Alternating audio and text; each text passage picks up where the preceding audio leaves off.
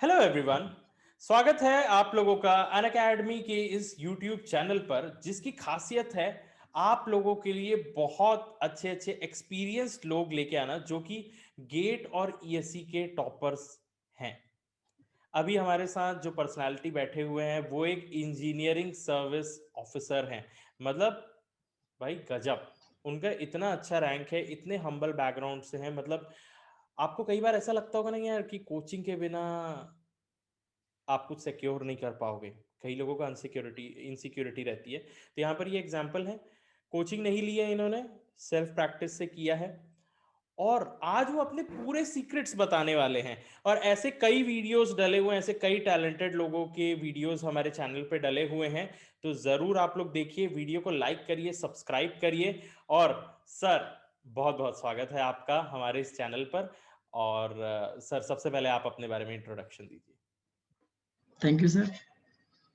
मैं अभिषेक गुप्ता बिलोंग करता हूँ लखीमपुर खीरी डिस्ट्रिक्ट से, उत्तर प्रदेश से। और बीटेक एनआईटी अगरतला से किया 2016 में। और उसके बाद आंध्र प्रदेश में जॉब की है 2 साल, और अभी यहाँ रेलवे में हूँ अभी करेंटली। और सर, रैंक वगैरह गेट ईएससी में?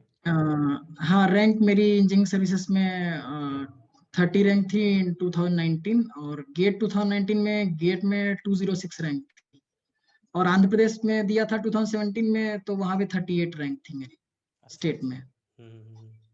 तो सर, हम लोग ना इसको एक एक करके फॉरवर्ड लेते जाएंगे। कुछ कुछ चीज़ें मैं जानना चाहूँगा, पर सबसे पहला सवाल ये है, यहाँ पर जितने भी सिविल इंजीनियरिंग वाले देख रहे होंगे, कि भैया सिविल इंजीनियर्स नायर में या रेलवेज में करते क्या हैं? आपका जॉब प्रोफाइल क्या रहता है सर, और आपको किस तरीके की ट्रेनिंग दी जाती है? पहले देखते हैं कि आपका जॉब प्रोफाइल क्या रहता है।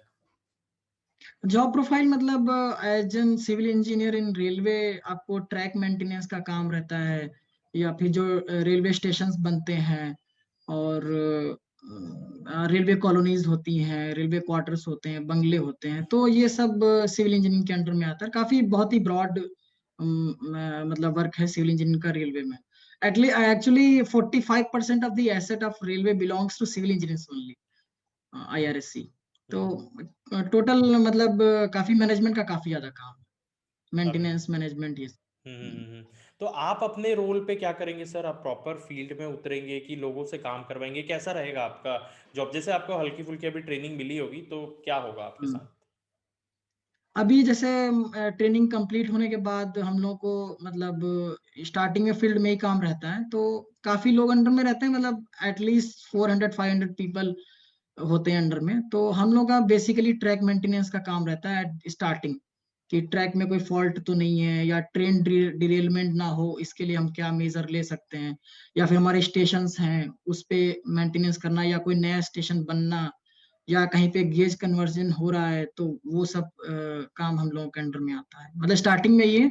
और जैसे जैसे टाइम बढ़ता जाएगा, मतलब प्रमोशन होता जाएगा, तो क्या होता है कि फील्ड वर्क ना हो के फिर ऑफिशियल वर्क ज्यादा हो जाता है। तो उसमें ऑफिशियल वर्क। पॉलिसी मेकिंग, अभी एक्चुअली समझ लीजिए पॉलिसी इंप्लीमेंटेशन में हम लोग हैं, एग्जीक्यूशन में। उसके बाद क्या होता है, धीरे धीरे पॉलिसी मेकिंग में हम लोग चले जाते हैं। पॉलिसी मेकिंग में चले जाते हैं, क्योंकि फिर पहले आप ग्राउंड वर्क पूरा समझ लेंगे, तब तो हाँ, फिर ग्राउंड वर्क। आगे की चीज़ों को समझ पाएंगे। सर, जैसे आप एक ईएस हैं, है ना? तो अभी आप जैसे एंटर करेंगे इस फील्ड में, है ना? तो आप कौन से पोस्ट पे रहेंगे, और कितने सालों में कैसा कैसा आपका प्रमोशन होता है? बता सकते हैं क्या, किस डेजिग्नेशन में जाते हैं आप लोग? अभी जैसे हम लोग की 1.5 ईयर्स ट्रेनिंग है, उसके बाद ऑलमोस्ट 2.5 ईयर्स हम लोग प्रोबेशन सॉरी ये असिस्टेंट डिविजनल इंजीनियर रहते हैं। एडीएन बोलते हैं, मतलब लोकल भाषा में एडन करके बोलते हैं। हम्म। उसके मतलब 2.5 ईयर इन फील्ड, मतलब कम टोटल हो गया 1.5 ईयर ट्रेनिंग प्लस 2.5 ईयर, मतलब 4 साल के बाद हम लोग डिविजनल इंजीनियर बन जाते हैं। उसके 4 साल बाद फिर senior division engineer, that is deputy chief engineer, फिर चीफ इंजीनियर। उसके बाद और भी प्रमोशन होते रहते हैं, तो प्रमोशन काफी अच्छे रेलवे में है। तो इसीलिए लोग रेलवे फर्स्ट चॉइस ले लेते हैं, मतलब इंजीनियरिंग सर्विसेज में जो भी जिनकी अच्छी रैंक होती है। तो ये है। ये तो है ही, और प्लस आपको लोगों को मैनेज करने मिलता है। मतलब मेन आपके पास हाँ एक ह्यूमन पावर रहती है आपके पास, हाँ किसी भी हाँ काम हाँ, को एक्चुअली करवाने में। इंजीनियरिंग सर्विसेज में एक ही डिपार्टमेंट है रेलवे, जिसमें आपको एट स्टार्टिंग पोस्टिंग में ही आपको मतलब 400-500 लोग अंडर में रहेंगे काम करने के, मतलब। तो इट इज मतलब काफी डिफिकल्ट वर्क होता है, मतलब to manage those people and get the work done, काफी हाँ हाँ टफ हो हाँ, जाता है वो। क्योंकि आप बाकी मटेरियल्स को तो कहीं भी मैनेज कर लेंगे, ह्यूमन मैनेजमेंट बड़ा ज़रूरी है कि किससे कैसे बात करना है, एग्जैक्टली। क्योंकि आप एकदम गरीब से गरीब लोगों से भी बात करेंगे, है ना, लेबर क्लास से, और आप हायर ऑफिशियल से भी बात बिल्कुल। करेंगे, तो दोनों को आपको कैसे मैनेज करना है, वही चीज़ जो है वो आपको सेपरेट करेगी एक ऑफिसर की तरह। सर, और जैसे मतलब बातें छुपी हुई नहीं है, फिर भी मैं ये आपसे जानना चाहता हूँ कि कैसा पेरोल कैसा रहता है। जैसे कोई अगर सोचता है कि मैं इंजीनियरिंग सर्विसेज में आऊँगा और साथ साथ में मतलब यहाँ पे ईएस ऑफिसर बनूंगा, कैसा पेरोल, क्या ग्रेड दिया जाता है, और फिर प्रमोशन में कितनी कितनी क्या क्या चीज़ें होती हैं।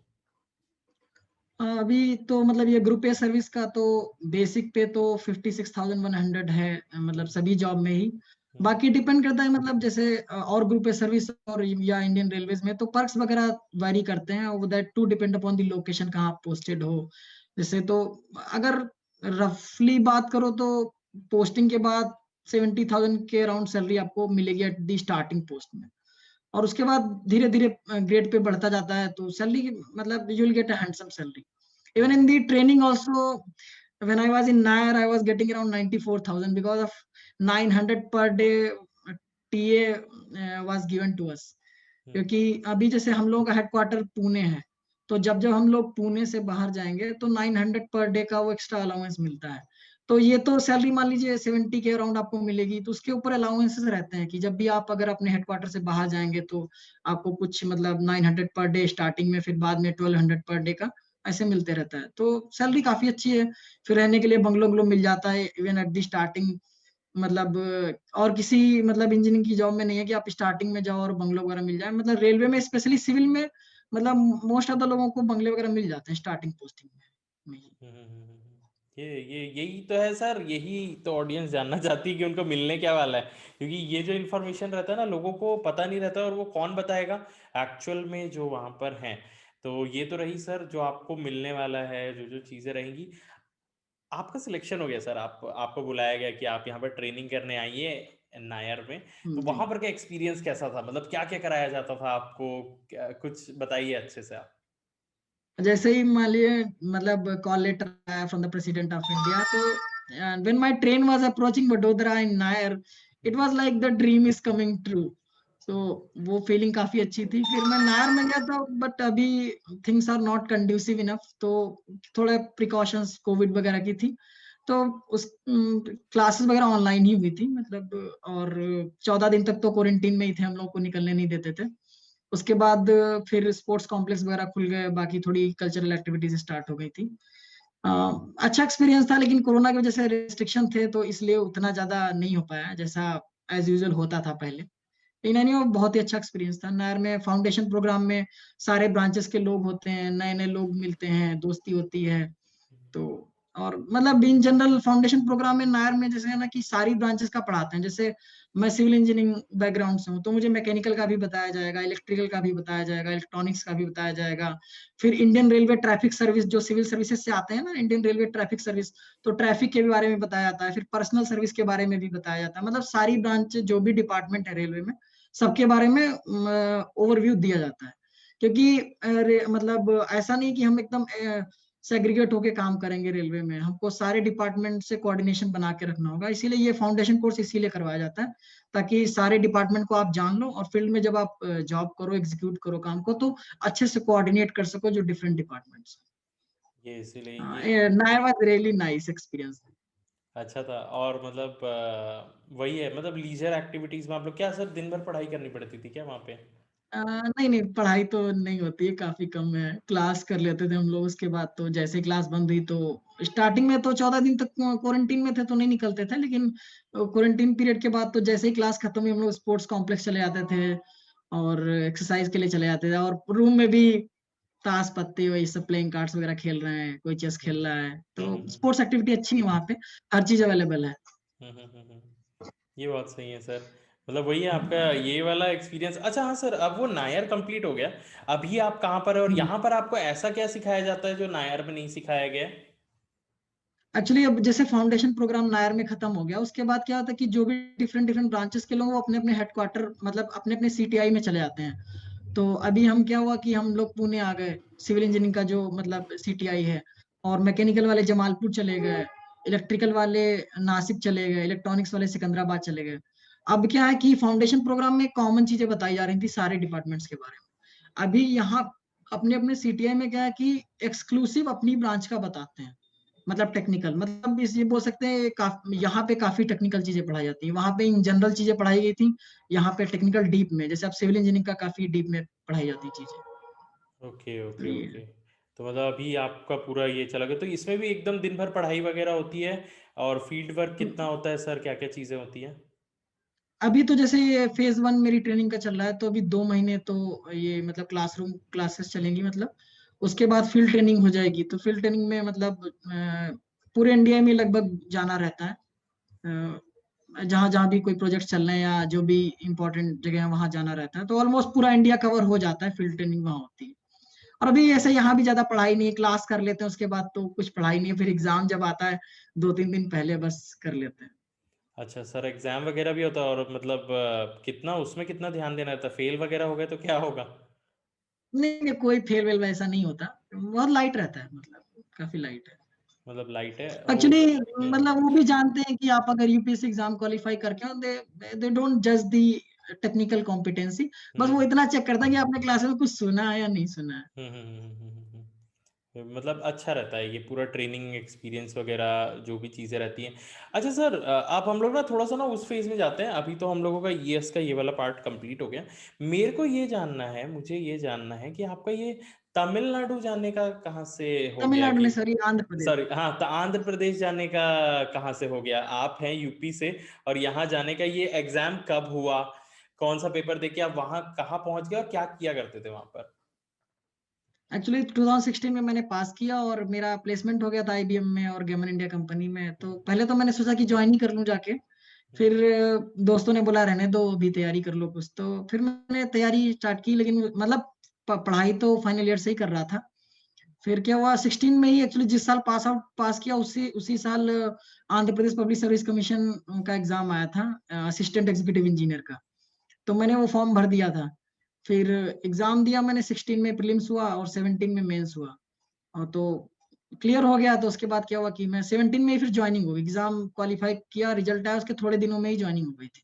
तो मैंने वहां ज्वाइन कर लिया था आंध्र प्रदेश वाले हुँ, एग्जाम, हुँ, मतलब हुँ, जो हुँ। वाटर रिसोर्स डिपार्टमेंट मैंने ज्वाइन कर लिया था। अच्छा, तो सर थोड़ा-सा ना इस एग्ज़ाम के बारे में भी हम लोग डिस्कशन कर लेते हैं, क्योंकि ना इससे क्या होता है ना कि हम्म, थोड़ा-थोड़ा सबको नॉलेज मिल जाता है। हम लोग इसको अलग एक पार्ट बना हम्म। लेंगे कि आंध्र प्रदेश का ये जो एग्ज़ाम रहता है उसको हम लोग कैसे क्वालि आपने कैसे तैयारी की सर इस एग्ज़ाम के लिए? क्योंकि नॉर्मली कोई ऐसा कोई कोचिंग भी नहीं देता है इस एग्ज़ाम का, तो हाँ, आपने कैसे नहीं, की इस चीज़ की तैयारी? एक्चुअली मैंने एक्सक्लूसिव कोचिंग मतलब एक्सक्लूसिव पढ़ाई नहीं की इसकी, मैं इंजीनियरिंग सर्विसेज की बेसिकली पढ़ाई कर रहा था, लेकिन जो भी एग्जाम आ रहे थे वो भर दे रहा था। तो उसी समय आंध्र प्रदेश का ही पहले आया था, तो मैंने वो भर दिया था।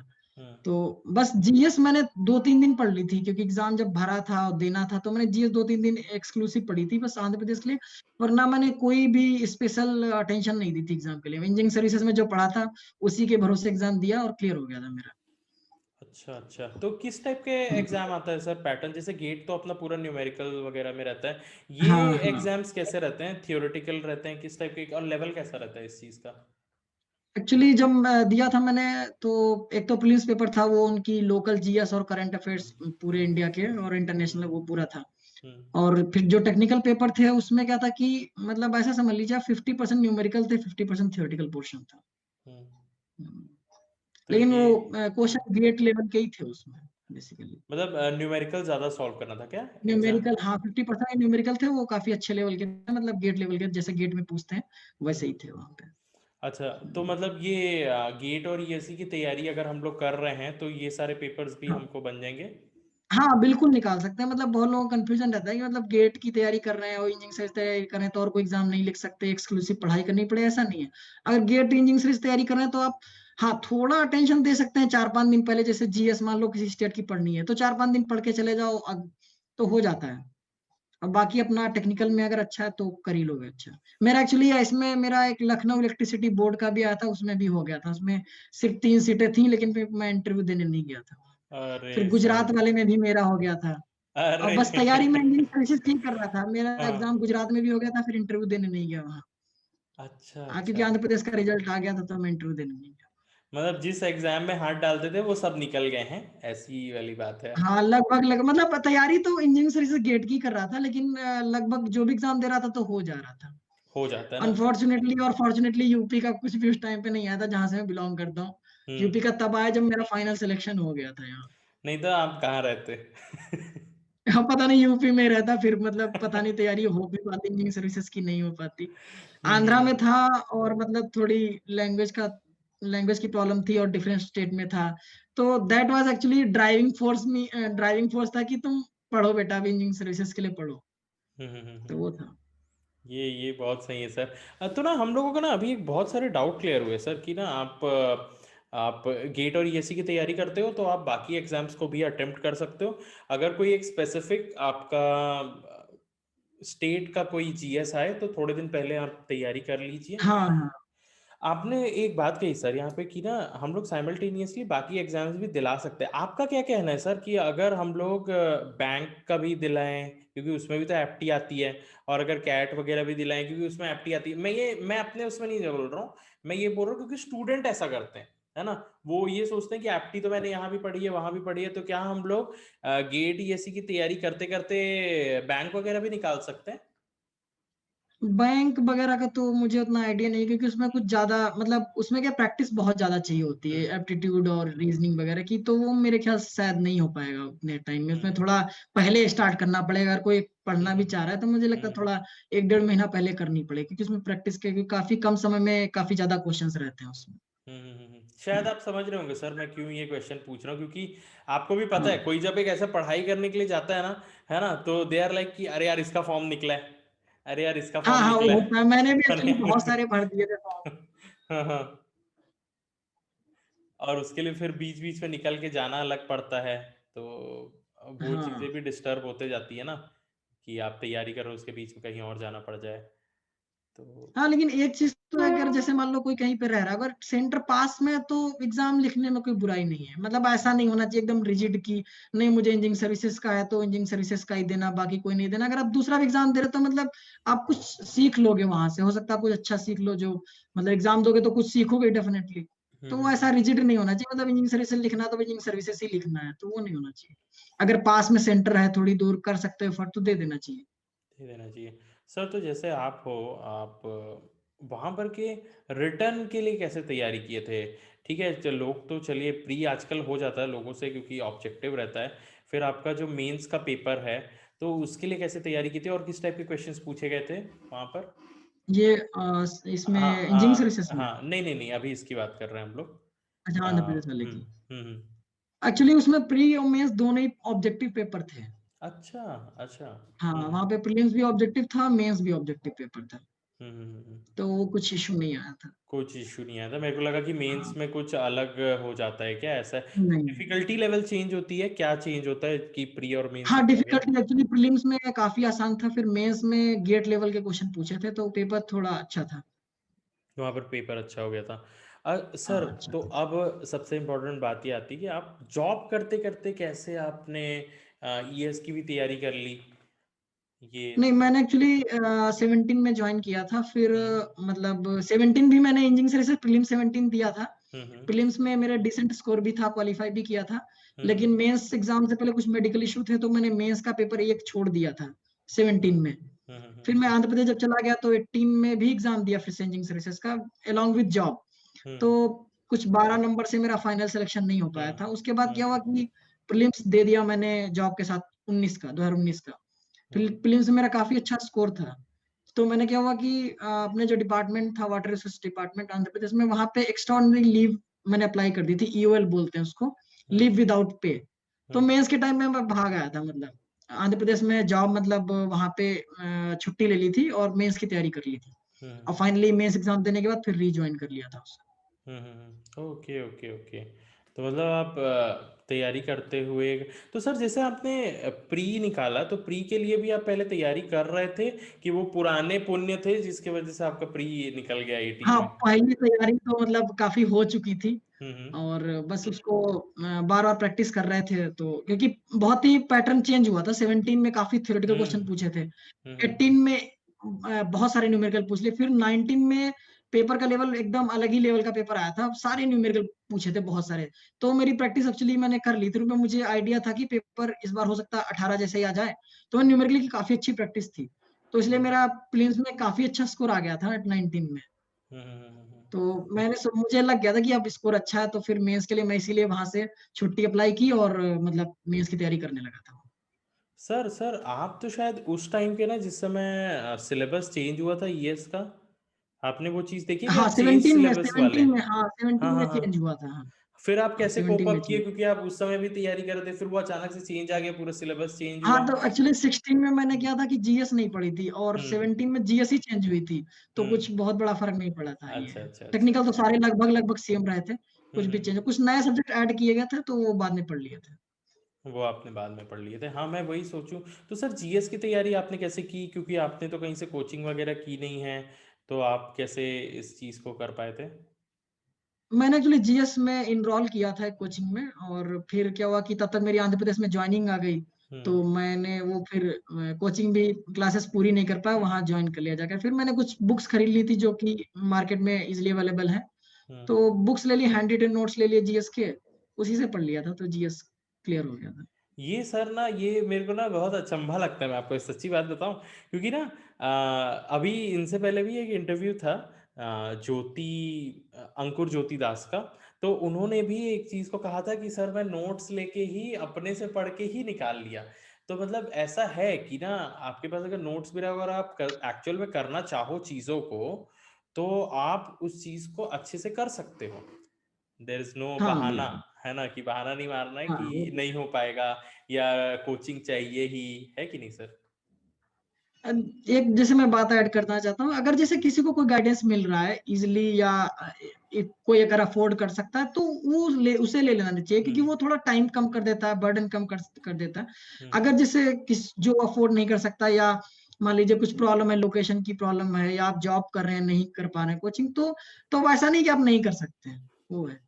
Self okay. स्टडी से भी कर सकते हैं, लेकिन अगर आप अफोर्ड कर सकते हैं और तो बेटर है। आप मतलब एक्सेसिबल है वो, तो आप बेटर है कि आप ले लो, क्योंकि तो वो जैसे जो आपका सिलेक्शन थोड़ा हो सकता है 2 साल में, तो वो आपका 1 साल में हो जाए, ऐसा हो सकता है। क्योंकि वो डेफिनेटली आपको काफी चीजें जल्दी समझ आ जाती हैं, जो आप सेल्फ स्टडी से थोड़ा टाइम लगेगा समझने में, और वहाँ क्लासेस में क्या था कि अच्छे से समझा देते हैं, तो जल्दी हो जाता है। जल्दी हो जाता है ना, ये बहुत सही चीज़ हाँ, है कोई sir. Hard and fast rule नहीं है कि आपको क्लासेस, कोचिंग क्लासेस लेनी है या नहीं लेनी है, वो है। बस ये है कि आपके जर्नी को स्मूथ कर सकता है, पर मेहनत तो आपको करनी पड़ेगी। हाँ, बात तो ये मेहनत है। आपको करनी पड़ेगी डेफिनेटली, क्योंकि क्लासेस, कोचिंग क्लासेस में भी लाखों बच्चे करते हैं, और कितने निकल पाते हैं, बहुत ही हम्म। मतलब कम लोगों का ही हो पाता है।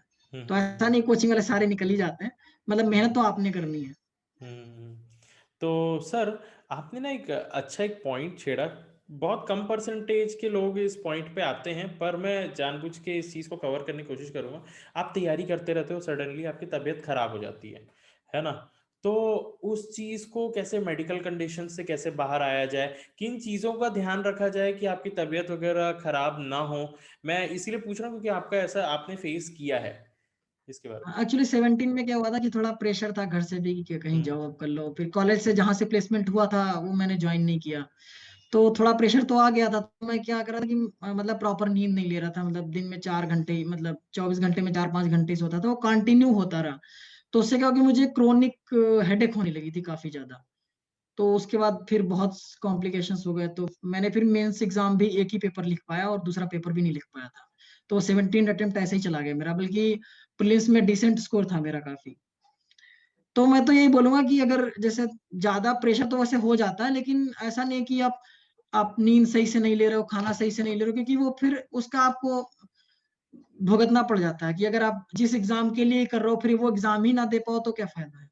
तो इसलिए पहले तो हेल्थ पे ध्यान देना चाहिए, क्योंकि मैंने वो फेस किया, 17 अटेम्प्ट ऐसे ही चला गया मेरा, अच्छी तैयारी होने के बावजूद चला गया। तो बाप रे पहले आपने। हेल्थ है अपना, खाना-पीना और सोना अच्छे से ज़रूरी है। It's time to experience something glorious. Unacademy Combat. Compete, crack, conquer. A challenging gate contest engineered to give you an experience like none other. where you put your knowledge to test. and battle it out with the best. To bring out the best in you, Unacademy Combat is the most competitive, gamified contest for gate till date, with the best of the questions by best educators. With detailed video solutions from top educators right after each contest. Combat live with peers to get real-time rankings and win big. Participate in every contest to improve your ratings. Challenging contests every fortnight or alternate Sunday. Live ranking after every question. Big rewards for top rankers. Your passion to crack gate deserves this. Your hard work towards your dream deserves this. Fuel your inner fire for the ultimate gate challenge. Unacademy Combat. Register now.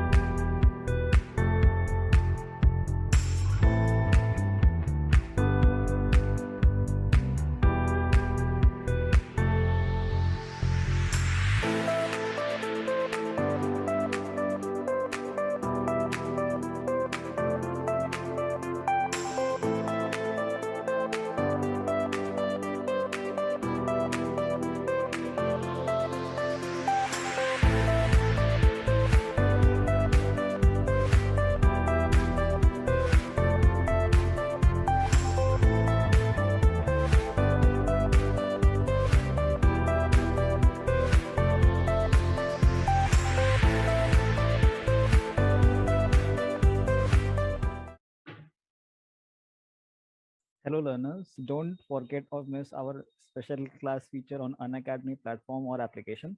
Special class features are interactive live classes, polls for the learners, raise a hand feature, never miss a class, lecture notes, and you can go through lecture